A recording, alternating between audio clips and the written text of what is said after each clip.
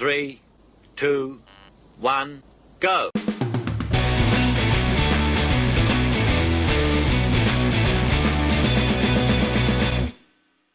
Well. Just when you think you can trust someone, just when you think you've come to an agreement, all parties are happy, you get a message like this come through. My player liaison officer has come to me and said, I've had a chat with Dorian Hysa earlier today. The player wants to talk about leaving to join Barcelona. Hysa has indicated that he may be willing to have a chat with one of the senior squad members in order to solve the resolution, or to get a resolution. So we're going to send Ruben Diaz and say, can you have a word with Dorian for me, please? And he was unable to solve. Right, so... This is not what I wanted. This episode wasn't supposed to start right now. The games entered to me today was the first game of the Champions League, as well as Inter. We played Roma in a 2-1. In this game, Dorian Hysa, of all the people, had an impact on both goals, the first of which he wins the ball back and then sort of slots home, but it deflects off a defender and they're credited with the goal. It's literally a minute later, Dorian gets himself on the score sheet, this time with a tidy finish. And now, I have this to deal with. I mean... unbelievable. Okay, well, we'll speak to Dorian and see what he's got to say for himself. I'm going to say, I don't want to stand in your way, but end of the season, maybe. And he says, he'll wait, thanks, boss. What a waste of my time that was then. So he's fine. After all that. The problem is, though, that Barca are now interested. Major interest. Now, of course, if Barcelona want to offer 200 million... he's for sale. In terms of transfers, we've done nothing else actually since we last met. This might be, and I'm going to say this proudly, this might be the only business we do in the summer. I'm quite happy with the squad. I don't think that much needs to change. I think Smolka is going to be a decent third choice defender if required. We maybe will look for another one, but Danelli needs a chance to shine, and maybe this will be the season for that to happen. He's a 2-star current ability with 5-star potential. If he can get his heading up to around that 14 mark by the end of the season, I think he's a really good choice at the back. So I guess him and Smolka, I think we'll do a decent job. At right back, we've got Pinheiro. We've obviously got Cini still here and Barloco. Actually, we might look to move Cini on now. I've mentioned it. His contract's run out and I'm still paying him. But let's just buy. So Cini's gone. Cini's gone. Offers for Smolka. That ain't happening. So yeah, we've got the group stage. That was where we were going to start today's episode. But no, apparently we're not allowed. Because Dorian wants to go. What have Barcelona got that we haven't? How many times have they won the Serie A? There's a bid for Bon Jovi. How many times have Barcelona won the Serie A? Is what I was going to say. Annoyed. 15 million, not enough from Frankfurt. I want upfront cash money. That's just how I live my life. There's nothing crazy about me. Some people think I'm bonkers, but I'm not. I'm pretty mild. Spal received 10 million for taking part in the Champions League group stage, up to 55 million now, making those mad stacks. And the group stage draw then will happen right now. There's a few loan offers have come in. We'll accept those because we're never going to play that guy. That's the same guy. Right, who are we going to get? Well, do you know what's interesting? Oh, we'll be in pot 1. Oh, we won the league, didn't we? Ha-ha! That's something I've captured pot 1. Okay, Manchester United have got a little asterisk next to their name because they're the previous winner of the competition. Interesting. And you can see us there. I mean, Anderlecht, Belgium. I've got a team up there. Love that. Okay, right. They seem to have overtaken teams or countries like Russia. Right then, here we go. This is going to be exciting. Pot 2 is dangerous, and pot 3 is also pretty scary. But here we go then. Which pot? Oh, pot B for Ben. That's good. Right. Let's see then. Who do we want? I mean, this is actually every team here is absolutely horrible. So I guess we'll take the plunge. Manchester United, Paris Saint-Germain, Spal will be playing Bayern Munich. Brilliant, because that's what we wanted. Okay, never mind. Atletico, Liverpool, Porto, Barca, Chelsea, Monaco, Madrid, Dortmund. That always seems to be a thing. Now, Anderlecht, Benfica is looking like an easy group, and Ajax get Man City. Basel have gone into that group then, and we can get a number of teams. Celtic in this one. Give me Olympiacos because they're easy. Thank you very much. That was easy.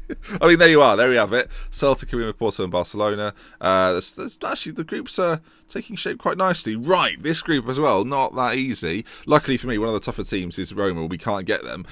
So Dynamo Bucharest, they would be preferred, but we're going to get Copenhagen. I just know it. They're going to get Udinese, and we get, boom, Zenit. Okay, not Copenhagen, but that's going to be...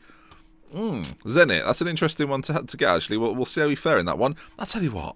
Take a look at Group G. Roma are loving life. Flipping heck. But there we are then. Bayern Munich, Spal, Olympiacos and Zenit. I dare say that we should almost definitely get through that group. We've done well. Right, I'm now going to play Sampdoria, but I want to show you my first Champions League game. So I'll show you the highlights of the Sampdoria game, and then we'll go into matches against Inter Milan in the league, as well as we're playing Zenit St. Petersburg. So I'll see you in just a moment. Right, we're back. It's It's been about 2 and a bit weeks. It takes flipping ages in 2024. Right then, we beat Sampdoria 4-2. It was quite a good result, I must say. And in this game, we had the most Spal goal ever. If there was a goal that summed up Spal, this would be it. The ball through to Dorian, crossed it across to Spira. The strike partnership combined. Spicer are at it again, and we get ourselves a 4-2 victory. Bon Jovi got an own goal, and there was a red card. It was all action in that game, but we're 2 for you today. Inter and Zenit. I'm going to kick off then with this game against Inter Milan. Of course, last time we met, we played them, we beat them. But can we beat them in the league when the pitch isn't square? That's the question. I realised the pitch was square in the Manchester United game. That point doesn't make sense. But this pitch won't be square, so the point still makes sense. Okay, the team we're going to go with, the same team that beat Sampdoria in our last game. Rico, Bellanova, Scrivani, Diaz and Orica at the back. That's a very... Oh, I quite like that. Pedic just in front with Derek and Zentano in the centre. Bon Jovi playing slightly further ahead with Hysa and Spira. Didn't sell Bon Jovi in the end. Had a few offers for him. There was a £21 million one that came in, but it was split over loads of different clauses, so we rejected that. And I think overall, the squad's in pretty good shape. In terms of balance, in terms of what we're looking with and working with, I think we're okay. We've got enough midfielders, we've got enough attackers. Striker-wise, we're maybe a little bit light, but we'll be okay. And centre-back-wise, we've got players that I think can do the job. And Neto's still a decent replacement for Rico if anything happens, who I'm going to trust again this year. So we'll see how we get on as we submit the team. And Inter Milan are the team we face off against. Will Renzi play? I think... Although he may well have recovered, Renzi had an injury, so we'll just see. Renzi does not start up top, but they've signed Lukaku on a free. Right, he's on 145 grand a week. That's not a bad free transfer. Renzi is on the bench, number 11, so we'll look out for that. We'll put that into 2D Classic, and into the game as we go. A 4-3-1-2 formation from them. Belotti and Lukaku up front. It's dangerous in today's day and age. Is it dangerous, though, in what is about 8 years' time? We'll see. Okay, first chance of the game. Hysa's corner, and Diaz meets it. We're a minute in. Oh, my word. Spal take an early lead. We've already won our first 2 games of the season, and this is another one. Dorian Hysa on the corner kick whips the ball into the front post. Ruben Diaz, vice captain to captain, and it gives us a very early lead. Lovely stuff. I was celebrating on the sidelines, and I'll tell you what, there's a highlight straight away after the goal. We're 2 minutes in. Could Inter reply almost immediately? We could have 90 goals in this game as Belotti makes it 1-1. Well, that's an interesting start. My FM17 adventure this season started with Belotti at Leicester, and it's in our final season. It's almost ending with Belotti as he strikes it for Inter Milan. Decent finish. Right, well, we've had a few minutes without a goal. Bit bored. God damn it, you score immediately. And then they answer back just as immediately. Right, we had a lot of action, and now... There's been no action. There's a free kick very late on before the half comes to an end. We had goals right at the start. We've had a goal right at the end of the half. Lukaku with it. We mentioned him before. And, yeah, it's now into 2, Spal 1. And I don't want to see him head it, so we'll just skip to half-time. There we are. Right, we'll get assertive. Unlucky boys, things haven't gone right for us so far, and see if that makes a difference. Bon Jovi's having a poor game, and I'm going to get Correa straight into the mix. Get Bon Jovi off, get Correa on. He might be the difference. Bon Jovi was on a 6.4, and he scored no goal in the last game, so his morale's probably through the floor. So Correa comes on. Can he make the impact? We're still on attacking, still fluid. It's worked in our previous games, including the game against Inter Milan, so no need to change. Interestingly, though, both teams are playing very narrow, which is probably causing quite a lot of conflict in the middle, and we're not seeing too much happen out wide. So with that in mind, actually, tactically, let's get these players playing as attacking wing backs, and we'll try and widen the pitch just a touch. We'll try and exploit the flanks. We'll do so with our wing backs. We'll see if that makes a difference. Pedic now becomes very important in the centre, that he protects that back too. But we're going to try and get our flyers, our wingers, further forward. As we've got a free kick here. Dorian plays it into the area. Another set piece as Ruben Diaz goes very close. 15 minutes to go. And we're going to get Spear off. 12 minutes to go now. And we're going to see our first appearance. We're going to swap a Sebastian for a Sebastian. And see what happens. Ferreira comes on. He's got a chance. Can he be an early hero in the save? There is a highlight. And it's falling, it looks as if, to Inter Milan as Pedic goes through there, gets it off Correa, or gets it to Correa, I should say. Scrivani heads forward, and it might be a chance for Inter to break forward with the ball. They go out to this left-hand side with Truppe now, or Truppi, maybe? Either or. Ricker, great tackle though, and he gets fouled. Well, he's going to be off his Giovanni. He's got a lovely headband there, but we're going to see the last of him. I assume that's going to be a second yellow card, and he's going to be removed. See you later, mate. Thanks for coming. And there is the red being shown. Boom. Right, we're not making them pay for that red card so far, but it's the final chance of the game. Derek into Santano, Correa on it, out to Bellanova. This is really the final chance. Ball played in. Derek keeps it alive. Back to Bellanova. Can there be a late goal? Otherwise, we're going to fall here to Inter, who have done really well, to be fair to them. Obviously, they've come back after the defeat in the Super Coppa, and it looks as if, for the way things are panning out, as Perret flies through his man, and I know what's about to happen. We're about to see another red card, aren't we? No. He just keeps his cut. He just doesn't say anything. The ref, he's just let it go as we get to full time. Right, disappointing first defeat of the season. Things have been going rather well, but not in that one. Inter just got the better of us. We have Zenit in a couple of days, so we'll rest the boys and get them set for this first game in the Champions League, because now we're back in it. Okay, it's a new dawn, it's a new day, and I'm feeling good. Rico in goal. Pinheiro comes in at right back for the suspended Bellanovas. Cavani, Diaz, and Enrique in the centre. Perret keeps his spot in the deep line playmaker role. Derek, Santano, Correa, Hysa, and Spirit. Correa starts this game instead of Bon Jovi. I just think with Correa you get a little bit more penetration, so we'll see if he can get that for us today. I think he's more likely to score goals than Bon Jovi, and that's partly why he's in the side for us in this one. Hysa and Spirit so far 9 goals in 10 games, looking good. Hopefully that can continue as we see this game through. Zenit St. Petersburg. We've had an away game in Inter, and it's not been good for us. We've now got an away game in Russia. This could be a toughie. Zenit is the sort of game where I expect to win it, don't get me wrong, but it's the sort of team that on their day will certainly cause me problem. I think Olympiacos will probably be the side that every team beats.